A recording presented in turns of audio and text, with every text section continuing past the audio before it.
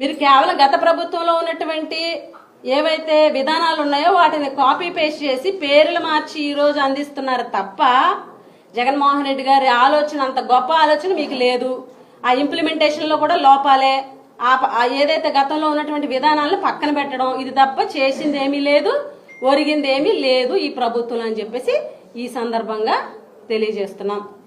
మంత్రి గిరిజన సంక్షేమ శాఖ మంత్రి women and child welfare minister గారు ముందు రోజు ఒక ప్రెస్ మీట్ పెట్టి పాపం ఆవిడ చాలా ఇదిగా చంద్రబాబు నాయుడు గారు వస్తున్నారు, రేపొద్దున మన ముఖ్యమంత్రి గారు వస్తున్నారు, మన విద్యాశాఖ మంత్రులు లోకేష్ గారు వస్తున్నారు, మనం అందరం కలిసి సమిష్టిగా సక్సెస్ చేయాలన్నారు మంత్రి గారు.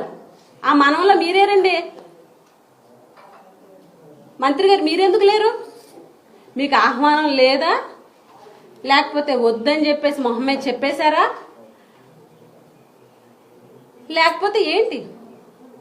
మీరు ఎప్పుడు మాట్లాడిన గిరిజనులు అంటే అంత చులకన జగన్మోహన్ రెడ్డికి, గిరిజనులు అంటే అంత చులకన మాజీ ముఖ్యమంత్రికి అంటారు కదా.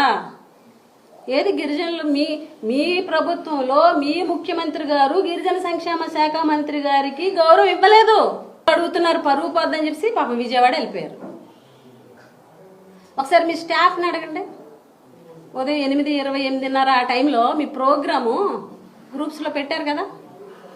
9 గంటలకి పలానా స్కూల్లోని పేరెంట్స్ టీచర్స్ మీటింగ్లో జాయిన్ అవుతారు, సాయంత్రం ఏమో ప్రజా దర్బార్ అని పెట్టారా లేదా మీ స్టాఫ్? అడగండి ఒకసారి. మరి హుటాహుటి నన్ను అక్కడ పాల్గొమన్నారని చెప్పి హుటాహుటిన విజయవాడ వెళ్ళిపోయారు అంటే క్లియర్ కట్గా మిమ్మల్ని రావద్దు అన్నటువంటి ఇన్స్ట్రక్షన్స్ ఉన్నాయి కాబట్టే మీరు ఆ కార్యక్రమంలో పాల్గొలేదు. మాట్లాడేటప్పుడు కూడా మీరు ఏం చెప్పారంటే ఇది గిరిజన జిల్లా, ఇది గిరిజన కాన్స్టిట్యున్సీ, బామిని అనేది పూర్తిగా గిరిజన మండలం. ఇప్పుడు కొంచెం అవగాహన తక్కువ కదా, పూర్తిగా గిరిజన మండలం గట్ట కాదు, పూర్తిగా గిరిజన మండలం అని చెప్పారు. పోని చెప్పారు కదా, మీరే చెప్పారు కదా. మరి పూర్తిగా పార్వతీపురం అనే జిల్లా, గిరిజనుల జిల్లా, గిరిజనుల కాన్స్టిట్యున్సీ, గిరిజనుల మండలం అన్నారు. ఏమి గిరిజన సంక్షేమ శాఖ మంత్రి గారికి ఎందుకు ఆహ్వానం లేదు?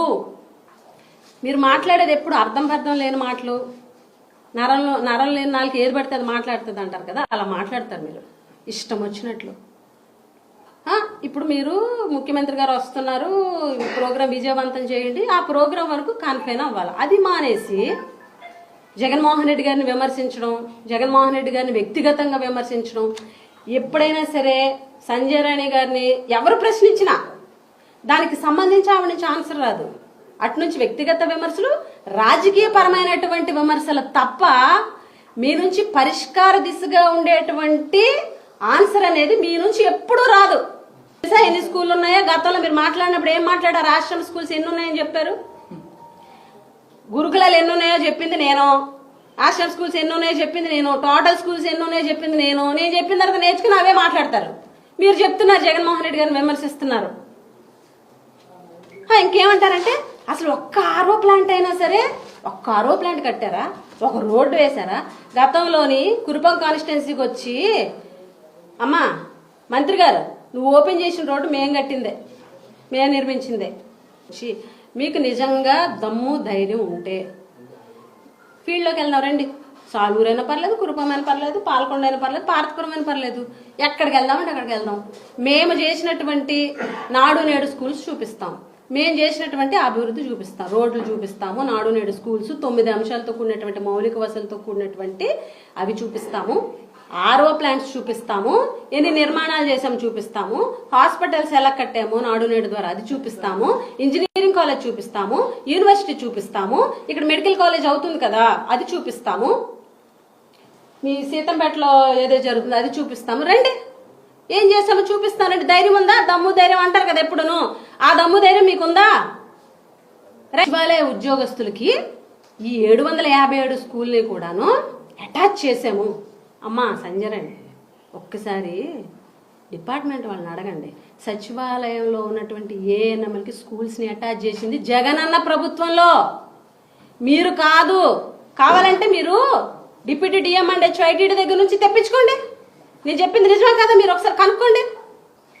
మీరు ఇచ్చింది 16,000 పోస్టులు మాత్రమే. మీరు ఎలక్షన్ ముందు మెగా డిఎస్సి అని చెప్పేసి 30,000 50,000 అని చెప్పి 16,000 ఇచ్చారు.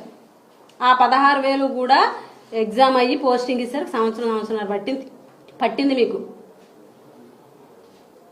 మీరు ఏం చేశారు? టీచర్ రిక్రూట్ చేశారంటే 2008 కానీ 98 డిఎస్సీలు మీరు పెట్టేసి అలా వదిలేసి వెళ్ళిపోతే అవన్నీ కూడా జగన్మోహన్ రెడ్డి గారు వాళ్ళందరికీ కూడా పోస్టింగ్స్ ఇచ్చింది. మీరు వదిలేసిన పోస్టింగ్లన్నీ కూడా జగన్మోహన్ రెడ్డి గారు ప్రభుత్వంలో ఇవ్వడం జరిగింది. కాంట్రాక్ట్ జూనియర్ లెక్చరర్స్ కి రెగ్యులరైజేషన్ చేశారు.